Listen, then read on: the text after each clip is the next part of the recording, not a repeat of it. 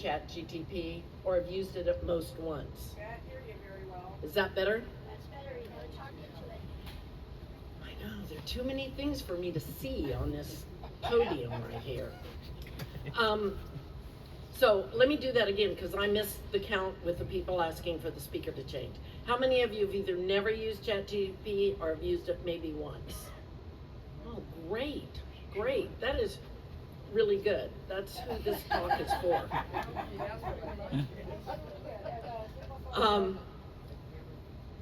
Yeah, feel free at the end to ask questions. My goal is that every one of you will be able to walk out of here and go to your computer or your smartphone and use it. You may not want to, but hopefully you will be able to. All right, so what is ChatGPT? Sometimes it's called a conversational AI chatbot, but it is in fact a complicated computer program. It's just a computer program. It's not magic or anything like that. A chatbot is a program, a computer program, that you can talk to. It understands your questions and it responds in a conversational way. It uses language. So think about how you use your computer now. You typically use buttons or menus. In something like a chatbot, you actually just use your talking, like you would be messaging somebody else, a friend. Yes, it's very much like texting, and think of it as a knowledgeable assistant, which may be different than your friend, actually. It recognizes what you write, and it responds in a natural, human-like language.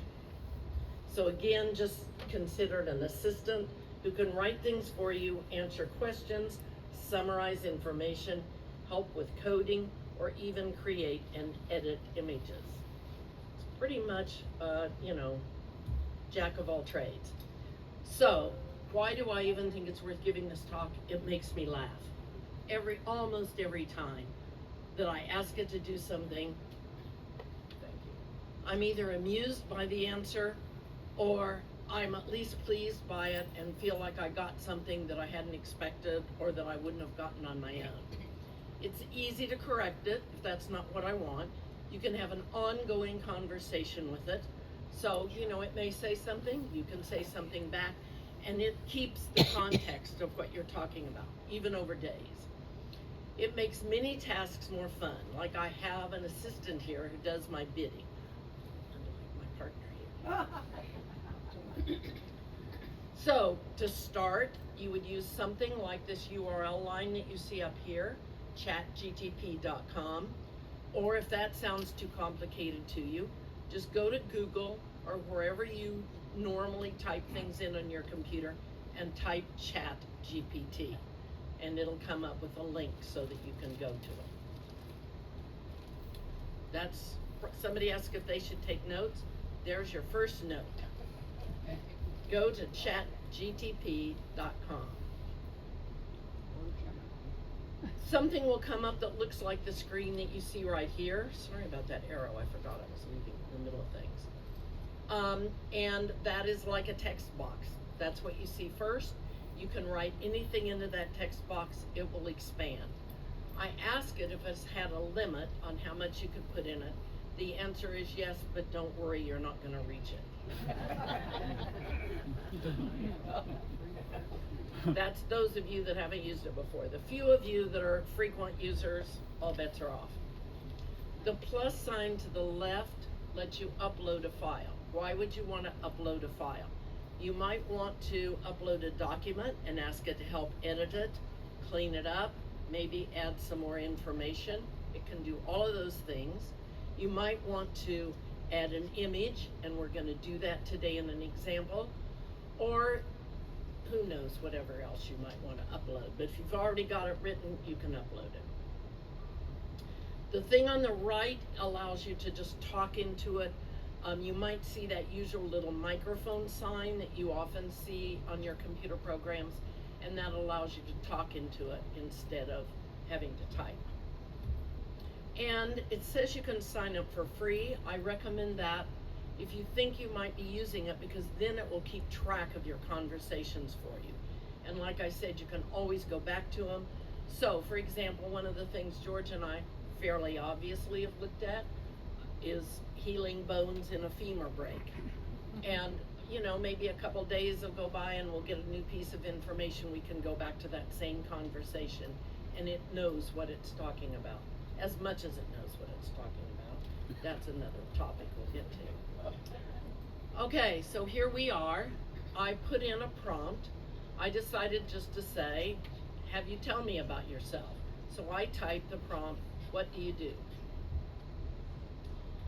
Now, something I haven't said is that Chat GPT tends to be rather wordy, and you get long pages of information back from it all too often. So what I did is I kind of formatted this answer, but it's basically from it. So Chat GPT said, I can help you think to figure out things and create things. Answering questions, explaining ideas, writing and editing, brainstorming, organizing plans, summarizing, researching current information when needed, and helping you with practical tasks like emails, documents, spreadsheets, and presentations. I can also help you improve what you already have, like compare options, turn rough notes into polished drafts, break messy problems into steps, generate images, or help revise them. It's pretty much whatever I ask, it will answer. When we use a search engine like Google, we'll think back a year when you used a search engine like Google, and you ask it a question, it comes back with usually quite a number of answers for you. Websites for you to examine, images maybe some news articles. ChatGPT doesn't do that. It comes back with basically a single answer. It might be wordy, but it comes back with a single answer pulling it all together for you.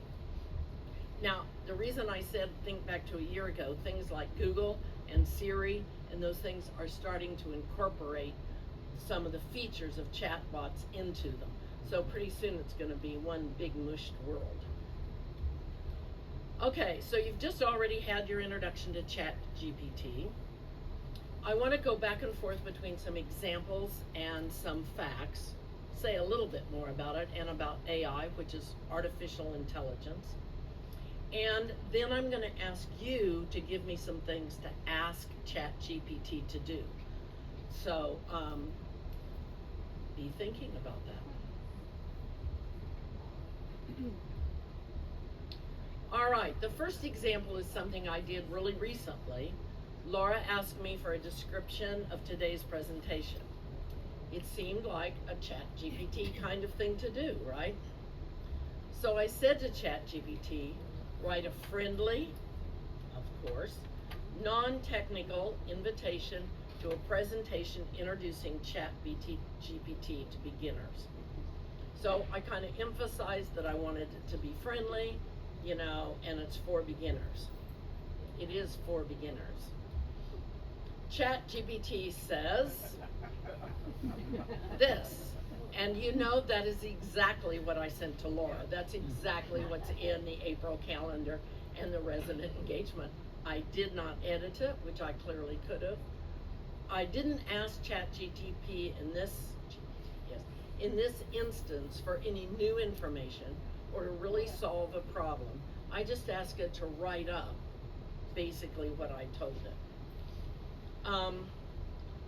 Only in retrospect did I think, why didn't I ask ChatGPT to put this presentation together for me? But I didn't think of that. If I had thought about it, I think it might have been a good idea. Okay, so that's a textual example. It's pretty easy. I don't know about you, but that's the kind of thing that saves me a lot of time. I would have to think to write that paragraph. I didn't have to think too hard to write the prompt. I knew what I wanted. And so it's a great job. Not that my time is worth much money these days, but you know. Okay, so it's not just text. We can also do images. Remember that little plus where I can add in something if I want it? So I can get an image here. I'd heard Connie say something about letting her hair grow longer. She was kind enough to allow me to take her picture, which I did with my smartphone, And it was easy because she's quite photogenic, as you can see. So here's the Chat GPT screen that you've seen before. I clicked on the little plus. When you click on the little plus, another menu comes up that says to add photos and files. Clicked on that. I then had it search, found my pictures, and picked the one of Connie that you see right here on the screen. This one right here. All right. Now I put in the text prompt. I said I wanted them to edit the photo so that I would get a page boy instead of the haircut she has. By the way, Connie said she was interested in letting her hair grow longer. I don't think she meant a page boy, but it served my purpose as well. To be completely honest, I didn't write this prompt. I'd seen an example somewhere. So the fact that it's sort of so explicit about keeping everything else the same, I simply took advantage of. The only thing I changed was that first line to edit how I wanted the photo edited. And there's Connie with the page board.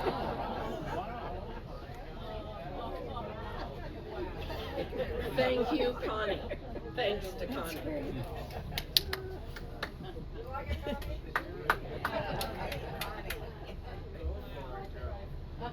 This is the story that actually caused me, it was shortly after Christmas, to say that I thought it would be fun if anybody hadn't used ChatGPT to show them how to use it. In fact, I talked to Kyle and suggested we have a little workshop of 6 to 10 people. And then we realized that would have its own set of problems because all of you have different computers and different smartphones. And Kyle said, well, why don't we do a presentation? So we can blame it on Kyle. But while I'm blaming him, I also want to thank him. He's helped a lot already. So this was my example. I loved the result. And so it was far more clever than anything I would have done. A good friend and I have an ongoing exchange of chickens in various forms. So this year, she sent me a set of dryer balls for Christmas. I assume you all know what dryer balls are. That you throw into, it's interesting to see who nods no, by the way, that's a separate conversation. You throw them into the dryer, and they bounce around instead of using, some other kind of sheet or something with it, so to try to keep the static down and keep the clothes moving around. So she sent me these chickens. I took one of the dryer balls she'd given me, well actually 2 in one picture, and went around the apartment taking a few photos in the dryer and with some other things my friend had given me over the years. I knew I'd want to or need to write a thank you note, and the pictures begged for a story. Taking the photos was pretty fun, but when the time came to write the story, I thought, oh darn, what have I gotten myself into? And then I thought, remember this back at Christmas, no thought of this talk or anything. I thought, I'm gonna try it in ChatGPT. So here's what I typed. I wanted a short, humorous story. Short's very hard for ChatGPT. About a dryer ball who comes to live in my dryer, these are all my words, amidst the towels and sheets, but who takes a few adventures out to see other things in the surroundings. And then finally a companion comes. It's kind of worth noting that I didn't tell it about its other adventures, so I had to do some iteration, but that's what I typed initially. And here's what I got, about 5 or 6 paragraphs. I'm not gonna give you all 5 or 6, but once upon a linty afternoon, a dryer ball named Humphrey arrived in the warm, tumbling universe of the dryer. His first roommates were towels, large, bossy creatures who liked to slap him fat, and sheets who insisted in wrapping everyone in dramatic, unnecessary hugs. Humphrey bounced politely and tried not to get lost in the corners. And then it goes on for a few paragraphs. Humphrey is a she? No, Humphrey's a he. Well, assumedly it's a he. It's very traditional. With a cheerful clunk, a second dryer ball arrived, and she bounced with confidence. Together they ricocheted through towels, surfed on sheets, and planned daring expeditions that mostly involved rolling near the socks. Anybody that's curious, I'm happy to give you all 6 paragraphs. So this didn't take into account the particular pictures I'd shown, like the one near the rabbit pillow, near a rabbit, etc. So I really kind of hadn't expected it. I thought this was extremely clever, and I think I hadn't expected it to do such a good job. So I took it, added in a few sentences. I said, it saw a rabbit, it, ate some food. I had one near a food, a couple things like that. And then I said, clean it up so it has all the same tone. So it's really just a couple iterations, and I had it. I never gave it the pictures. So when I actually sent the story to my friend Harriet, who'd given me the chickens, I had to put it into Word and put the pictures in myself. So I didn't have it do everything for me. Could have though, I think. All right, here's a story that we've done some text, we've done some images, and in the dryer ball story, I introduced the photos after the fact. I didn't upload them like I did with Connie's picture. This next example asks ChatGPT to produce both text and graphics on the same theme. A good friend was receiving a Pathfinder award from the Museum of Flight in Seattle. True, of course. We couldn't be there for the presentation, but we wanted to be sure we acknowledged the honor to him. These are longtime friends of ours, so a personalized ChatGPT card seemed more appropriate than a purchased congratulations card. So I said to ChatGPT, my friend's getting a big award in his field. Can you design a congratulations card for him? And guess what ChatGPT said? I'd love to help you, but could you tell me a bit more so I can make it just right? What field or award is it? Do you want the card to look formal and elegant, playful and fun, or something else? Should the message be heartfelt and personal, short and punchy, or inspirational? Do you want it as a printed card layout, front cover with inside message, or just a digital image? Right. I said aeronautics, playful and fun, short and punchy, printed card layout. ChatGPT responded with several ideas. Now notice at this point I haven't told it anything except I just want this card. And it had text for the inside left, the inside right. This is one of the examples, how it was going to put clouds in a blue sky. I thought this one was kind of nice. So then ChatGPT said, I didn't say anything else right away. It said, would you like me to generate a matching illustrated card image? Cartoon style, ready for printing, or do you want me just to refine the text layouts for a printable design? So I said, my prompt, illustration, a pilot giving a thumbs up from the cockpit of a 2-seater plane. Text, you're flying high, congratulations on your Pathfinder's award. And then I told it the inside left page could just be clouds. And there's the front cover of the card. A little corny maybe, but definitely more personable than a purchased card. And ChatGPT almost always comes back and says, would you like it more formal? Would you like it more funny? So it gives you options. I'm usually too lazy to go through that, but sometimes. So now what do? I have all this in ChatGPT, right? It lets you download, just like it lets you upload images, download these images, which I did. I tend to use Walgreens to create cards for me. Really easy. It's a little over a mile from here. They usually do it within a few hours. And that would be a whole nother talk, but it's easy to make cards that way. Okay, back to the serious stuff. What does AI or artificial intelligence have to do with ChatGPT? Well, first and foremost, ChatGPT is an AI system.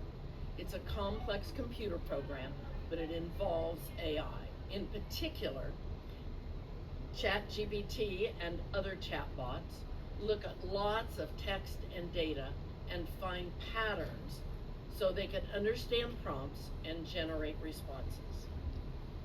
AI is based on the idea that at least some parts of human thinking can be turned into step-by-step processes that a machine can carry out. When I went to work first at Lawrence Livermore Lab many years ago, like almost 50, 50, one of the people that came at the same time, his goal was to make a computer mimic a human brain.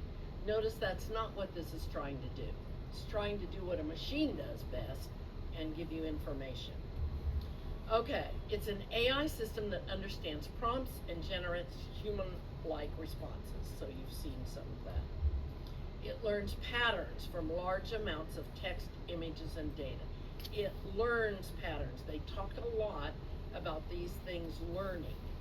And so learns means, and it's more complicated than we're going to get into today, or that I'm even going to think about getting into.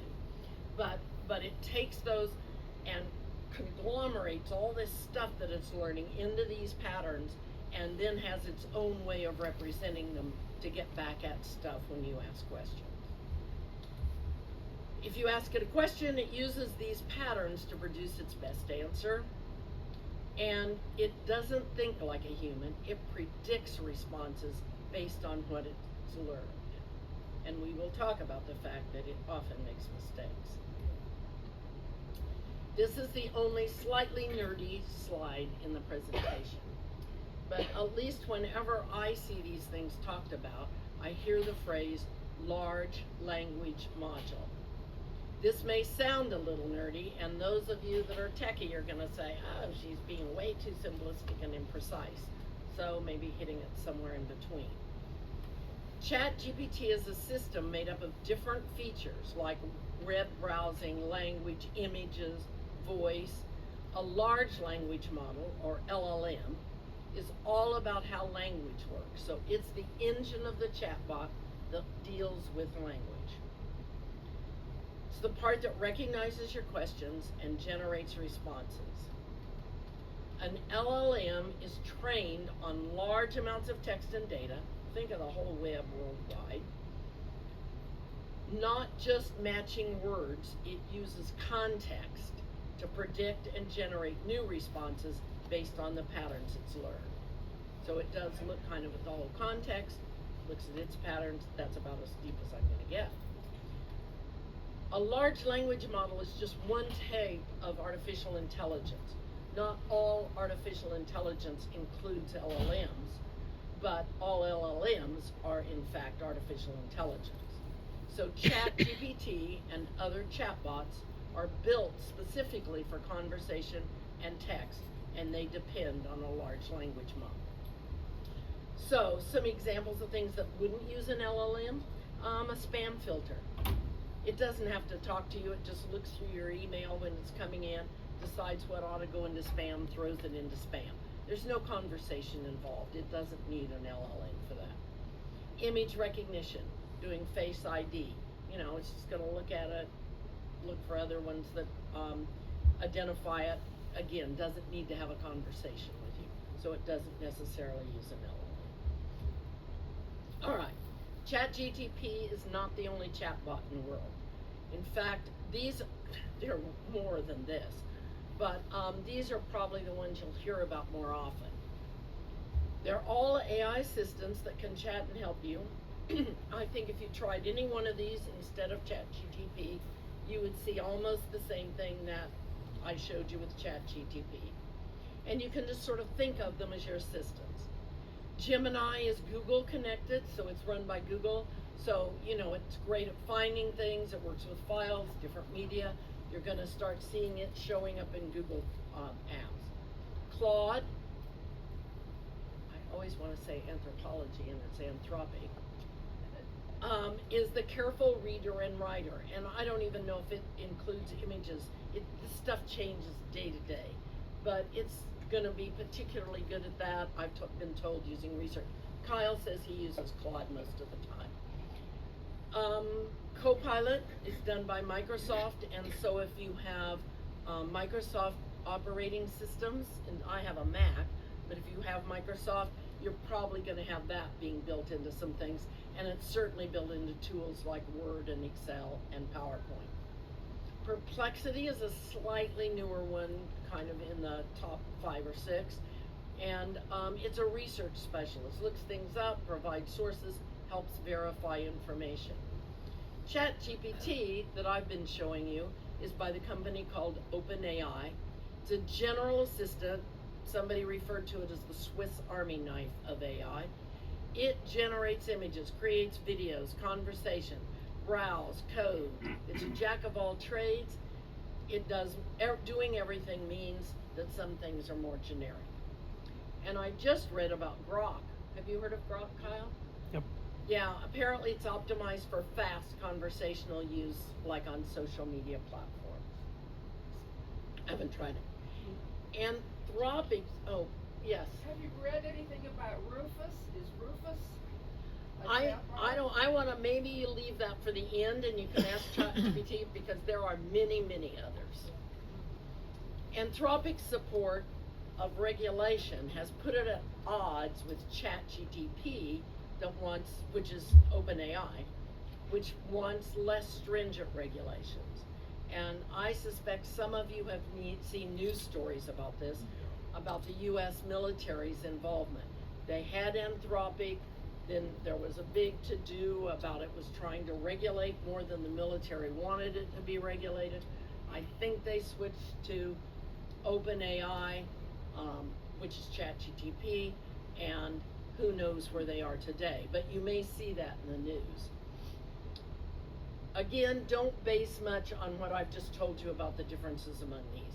Recently, a couple of weeks ago, I saw a headline that said Gemini's latest features are going to put ChatGPT and Claude out of business. Not going to happen. Another one says Claude's the only one you should ever use. So the important point for those of you particularly that haven't tried this is just use whatever's handiest for you and what you find is easiest. So then someone asked me about Siri, which is of course an Apple product. It's been around for a long time, and it was not a full conversational chatbot. It doesn't generate it has not generated detailed creative responses like LLM-based tools. But newer versions of Siri are starting to incorporate many large language model style features. So this all this stuff is going to be just changing. Okay, a couple more examples. How are we doing on time? Okay, I'm good. Thank you. Yes, me who can't read my watch. Thanks. I want to finish so we have time for everybody here to do some ChatGPT through my computer. This is the floor of our second closet. I don't know that George has ever seen it. and when I want something in it, it is in fact a serious problem. So I thought maybe ChatGPT could help me with that problem. So I gave it, this time I was pretty careful. I gave it its measurements. I told it examples of lots of the stuff I've got hidden in that big mess. I tried to be as explicit as I could, and I wanted to use ChatGPT in a way that would help me solve a problem. Not just write something for me or change an image for me, but actually solve what is in fact a real problem. I used the prompt that you see here, that's the writing on there. I used the prompt to give it some exact measurements as well as the basic items that need to be organized. It came back with many suggestions. It said, first and foremost, don't try for just one thing across the bottom of the closet. Divide it into some modules. It told me how I thought I ought to do that. It gave me many examples like the one I picked out to show you here. But basically most of them were a variation of 3 areas in the closet. Notice I actually had 4 categories of things, so it didn't just follow my outline of things. It kind of put some things together. It suggested a cart on the left, putting some sewing stuff in the middle, and a smaller cart on the right for wrapping stuff. Pretty cool, okay? I then said, yes, I'd like a shopping list. Tell me what to go buy. And And so it gave me some specific information. Again, it gave me more than I'm actually showing you here, because it is nothing but not cooperative about giving you information. So notice there are no cards, which I thought was the most critical part, because this is a closet floor and I want to be able to just pull something out rather than digging around on the floor. I could go iterate with it, and I very well might, particularly if it can find some cards for me that are the sizes I want, but I haven't done that. However, it has my conversation stored, so all I have to go is right back to that conversation and I can continue on with it. Okay, another example. This is our house. It was 30 years old, is our house. It was built 30 years ago, 31 now. 2 bedrooms and a study, or a 3rd bedroom, plus a basement TV room and a 2nd study. There's a garage out in front and a tile roof on it. We have some prospective buyers, and they've already started work on how they're going to modify this house. So they did some architectural drawings, drew up some blueprints, and most CAD systems today, which are computer assisted design, will not only do the blueprints for you, but they'll actually give you a 3D rendering like you see here. So one of the potential buyers is a guy named Ben, and he wanted to see what it would actually look like as a house. How would they like the way it looked, and how they might think about the various materials that go on the side of the house. Notice they've moved the garage over to the right, they've changed the roof, they have added some more build outs everywhere, so it's going to be quite a change. So this is the first drawing he got. Now the view it is in a forest, but the view isn't quite that dramatic. But nevertheless, he sent me his whole chat GPT conversation. He iterated several times with it. He didn't want that much stone. He wanted some more wood in it, and he wanted it to show him some landscaping. So the CAD system probably could have at least shown him some materials on the outside of the building, but he wanted to do some landscaping and see how that was going to look too. So you can see in the lower right, the one that he kind of left at the end. I think you'll see right by the walkway there. I don't know if you can actually see it in the picture, but he asked for a water feature. So he's got water, dribbling across the rocks there. And he also asked for images from higher up so that you could kind of look down on it and see how it looked. It was very interesting. Notice, however, that this is really not good as it is, because how would you easily drive into the garage? A couple of you already got that, yeah. And finally, I'm trying to, with these examples, make ChatGPT do a little more of the work of figuring things out without giving it quite so many clues. This is the wall of our living room here. It looks a little bleak. I'm not only not a writer, I'm not an interior designer. There are too many items scattered around over the table. There doesn't seem to me probably a lot of coherence. Could you recommend some changes and update the picture to show these changes? So I sent it the picture with that prompt. Notice I did not give it any measurements, which is in fact a crucial mistake if you really want to do something like this. And I wasn't really terribly serious, so. Ben didn't ask for lots of original design work in the house that he did. He's already done that. He just wanted some, how's it going to look? In this one, I said, this is the way it looks. Tell me how you design it differently. And ChatGPT says you need more cohesion, fewer scattered accents, a stronger balance, and a clearer focal wall. And ChatGPT, as you now know, goes into great detail. So it actually explained to me why those things would look better. Notice it's added a lamp on one side. It said I could use single pictures instead of dual pictures, but it explained the whole thing that I was going to want with balance and, in its mind, coherence. Now, if any of you are coming to the 6th floor tour tomorrow in the open house, don't expect to see the picture on Okay, what are some problems with AI in general, but specifically with using these chatbots?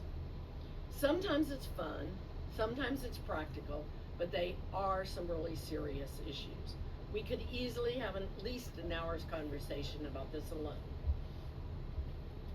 All right, by default, the data may be used to train or other future versions to learn from, including the content of your prompts. Now, generally, there's a setting that you can say, don't use it, you know, just like all the privacy settings. Don't use it, do use it, whatever. Also, conversations can be subpoenaed and produced in legal proceedings. At least that's what I'm told these days, and you better think about it. A practical takeaway is do not assume ChatGPT conversations are privileged, off the record, or immune from legal process. Users should exercise the same caution you would with any cloud-based platform. I'm not going to ask you how many of you are being really careful with whatever you do in your cloud-based platforms, right? Sometimes it makes things up. In fact, you'll see in articles that they talk about chatbots hallucinating.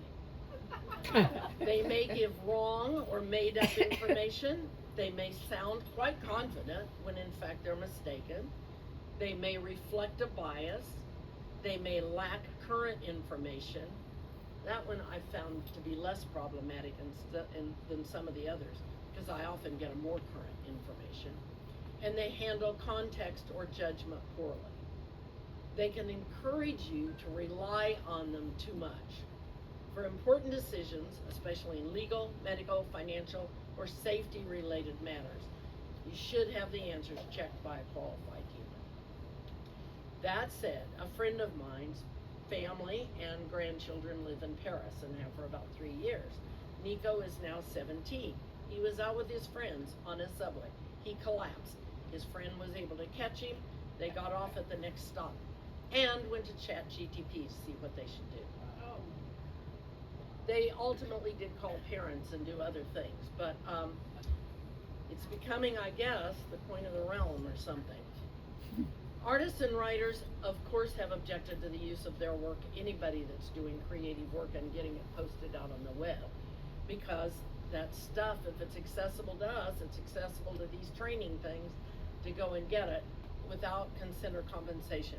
You probably remember what a big issue those was when we first started getting music on the web, and we could just download and listen to whatever we wanted to, and they're going, wait, you know, we did this, we need to be paid for it. And ultimately they got, I don't know how good the system is, but you know, you pay for Spotify, you pay for Amazon Prime, etc. Yes, it does change the nature of work. You hear a lot about how nobody's going to have a job anymore. Probably all of us are okay with respect to that. But probably with AI, you want to put a focus on judgment, verification, and adaptation. The goal isn't just literacy, it's practical fluency combined with human judgment. Workers are going to have to be more adaptable. I think we've been saying this for years, that the worker that goes in at age 20 and works for a company until age 65 in sort of the same job is not the common anymore. But now we've got tools, workflows, skill demands that are likely to keep evolving on perhaps a more rapid basis. So you got to pay attention to it. And large data centers. So these things are big machines or lots of little fast machines, but that need to be chunking through all this data all the time. They're constantly learning more. They're constantly responding to us. They consume lots of energy. They require more infrastructure. They create additional waste, and they take over property, often including rich agricultural land. And the last one I said, because George and I actually had an address in North Plains, a small town off Highway 26, and we were outside of town, but there was a big plan to purchase a bunch of land in North Plains to use for data centers, and they fought it. And as far as I know, at this particular moment, they've won, but who knows in the long term. These data centers use large amounts of electricity, water, and hardware. Of course, the right answer is that efforts are underway to make them more sustainable through renewed energy, energy efficiency, and things like reusing heat, etc. But they are a serious problem right now. Okay, what would I say in summary? The best use of chatbots are for first drafts, brainstorming, organizing your ideas, explaining, editing, and exploring options. Find one that's easy for you and be precise in what you ask. You'll notice some of those text messages were pretty long. And in fact, when I did the very simple one to make a card for my friend, it came back and asked for more information. Think of it as a collaborator, not as a know-it-all. It's a tool for you to use that I think can be pretty fun. The worst use is blindly trusting it on high-stakes facts or decisions. AI is not going away. We can't just say, we shouldn't have this. It's here, and so have fun with it. All right. So, what would you like me to try with ChatGPT? Scott? I would like to buy the lot next door. Oh, okay. Wait just a minute. I need to get, okay. Give me 1 second to Okay. switch so I'm live. Okay, I'm live. All right. So I'd like to buy the lot next door with interested collaborators and maximize it for the community, the Springs community, and obviously return on investment. And Okay, what you would now they need to do? slow down. Okay. Is that lot number 16? Do you know? It might be, I don't know. Oh, I'm not sure. I walked okay. by there. Sorry, Scott. Keep going. No, let's assume it's lot 16. You might put right? way on there because there's other Columbias. Yeah. On the way. Yeah. Probably You know, knows I'm in perhaps Vancouver, in this but room, who knows?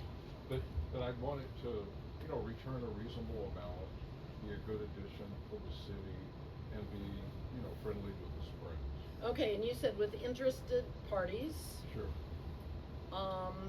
with a good return. Whatever. With no bill- Well, I rate know of return on investment, but you haven't said what you're going to do with it.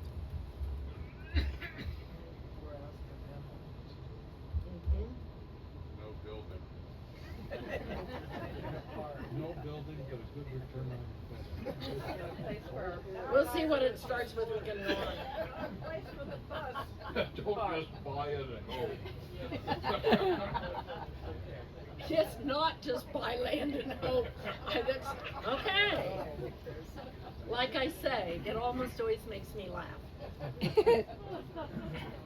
Okay, the Columbia Way area in Vancouver is actually interesting because it's near the waterfront redevelopment, which can drive appreciation if zoning and use align.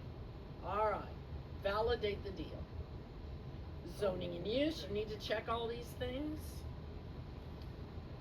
What kind of utilities do you have? Are there any easements on it?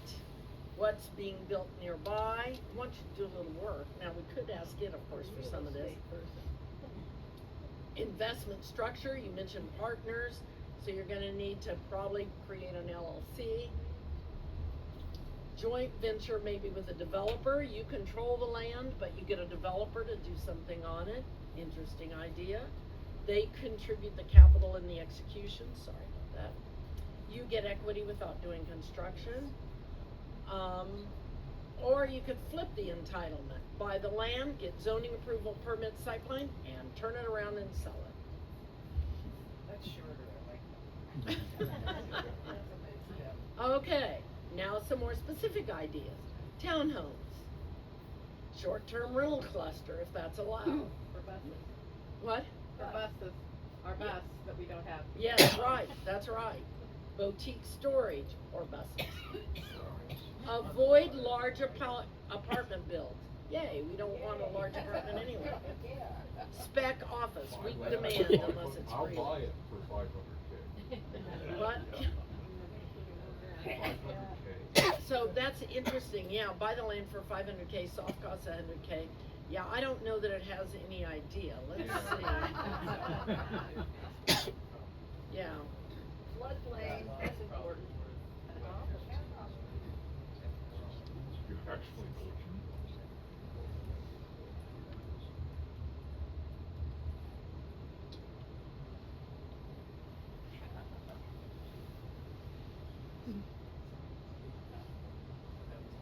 this is kind of interesting. It sometimes shows you what it's searching through.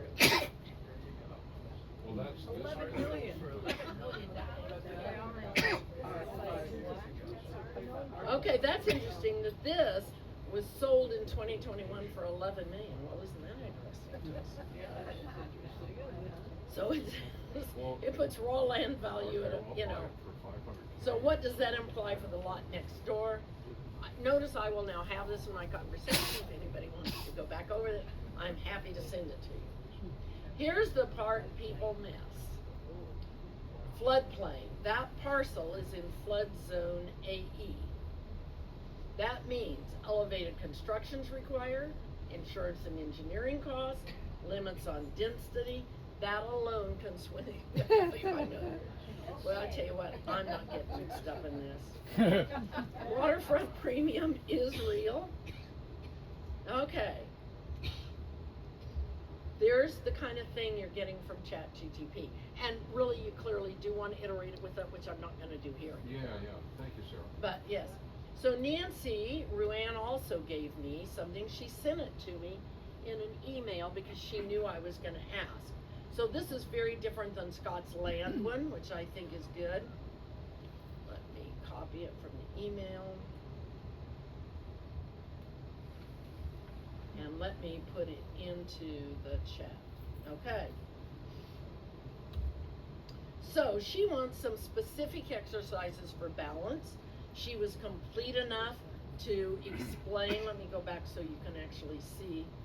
That over on the right, you see her prompt there. And notice that she was very careful to be explicit about sort of age range, issues that might impact what kinds of exercises she do. So here's a safe, gentle training. Avoid spinal compression, minimizes fall risk, etc. All right, here you go, Nancy. Foundational, the supported single leg stand. Hold for 5 to 10 seconds. I think I can do that, 5 to 10 seconds, but that's about it for me. Use one hand, and then your fingertips, and then lift your hand. Okay, 5 per side, so it's telling you what to do. Heel toe stand, the tandem balance. We do that in one of Austin's classes, don't we? If you want this, Nancy, I will send it to you. Weight shift, side to side. Some of these are exercises George has to do for his femur repair. Shifting side to side. It tells you how many to do. Keep them slow and controlled. Marching in place. A sit to stand. Everybody should be doing sit to stands. That's everybody's exercise all the time. 8 to 12, right. Avoid plopping down. Do you know what a sit? I think you all probably know what a sit to stand is. So you're sitting in your seat, you have to just stand up, in theory, without using your hands, sit back down again. Avoid plopping back down again. Without actually sitting and flopping, just Yeah. touching the chair, coming back Oh, up. yes, that's right. All right, avoid forward bending, twisting, or jerking movements. Keep your spine upright and neutral, etc. Okay, here's your 10 to 15 minute routine. Extra tips. Do exercises, oh that's interesting, at the same time daily. Practice near a counter, not freestanding. Yes. Stop if pain increases or dizziness occurs. So they can turn this into a printed daily sheet for you that we can just print out and give to you. Or they can also give you a progression plan. I actually like the fact that at the end of most of these, there are suggestions for what else it could do for you. I hope you'll go away from here. My goal is every one of you who raised your hands, you go away and try it with someone. Okay, another question for it. Anything else? Yes, John. How and why would AI eliminate the human race? Oh, cool.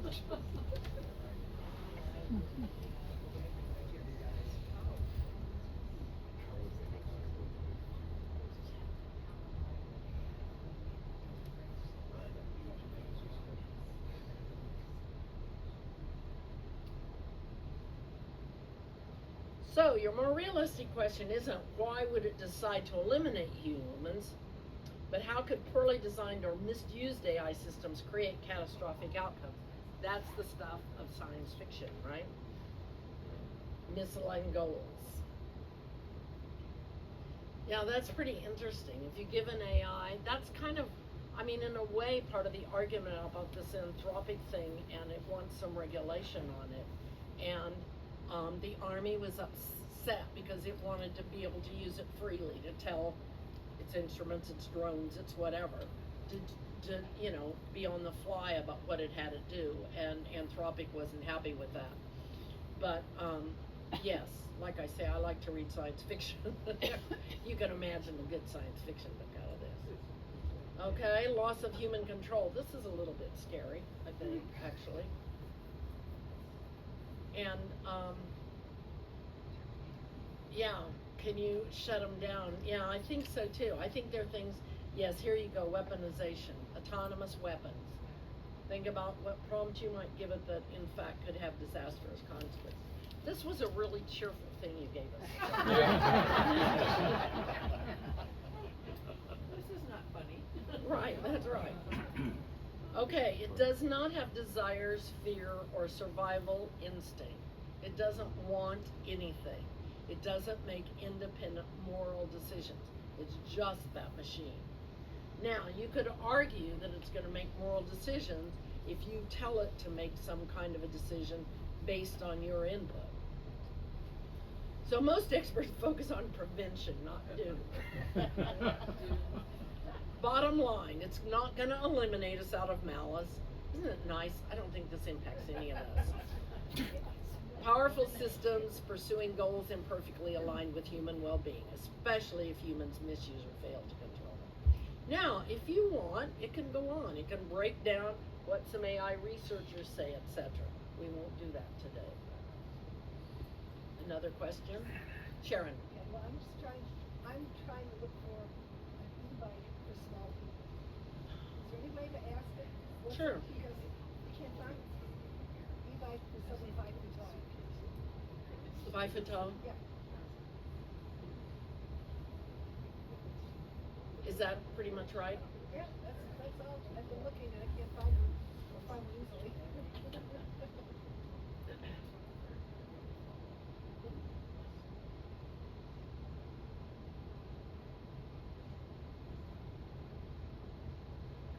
Let's see if it's going to give you anything specific. Okay, there you go. This 630 simple step through. It's $1,100. Yes. I suspect they're expensive. Okay. A budget-friendly option is this one. Budget friendly. Yeah, it's like $100 less. More power, $100 more, and there's your comparison chart. If you want any, well, no, if you want any of this, I'll give it to you. But you could just go do the same thing with Yes, ChatGPT. I'll try to, because I've been looking and it's, Okay. Many brands say it fits a 5 foot tall person, but it can still feel too too tall. The safest choice is usually a 20-inch wheel or a folding e-bike. Larger, 26 to 27.5 bikes off of the field. All right, test ride it, sure, you know. Bottom line, yes, there are some good options, etc. Okay? okay, thank you. You feel more hopeful? That was helpful. I've been looking. Now I just have to figure out where to find one. Well, that's the next question you would ask. You know, where could I find one near Vancouver, Washington? Yeah. Another question. So I told somebody that this was, are we getting really close? Yeah, we're getting really close to 3 o'clock, so quick. But I told someone this was supposed to be a fun talk today. So Carol Henry, I said she should be prepared to give a joke just in case people weren't laughing. So I thought we could just ask ChatGPT. So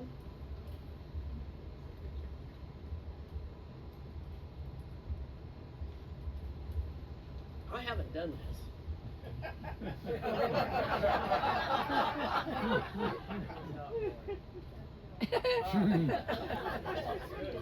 That isn't too funny. That's it? That's all? If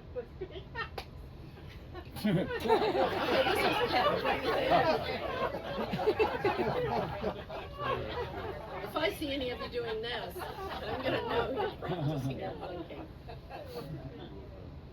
Okay, anything else? I would really love to hear, in fact, Kyle and I talked very briefly about the fact that maybe it would be fun to have one of his tech sessions in, you know, a few weeks, to have some of you come in and tell us what you've done with it. That was fun. And some of you that have already used it enough, that have been very kind and polite and about not asking hard questions, thank you, might have some good ones too. And it might be fun to get together. And if you're having any problems with it, let us know.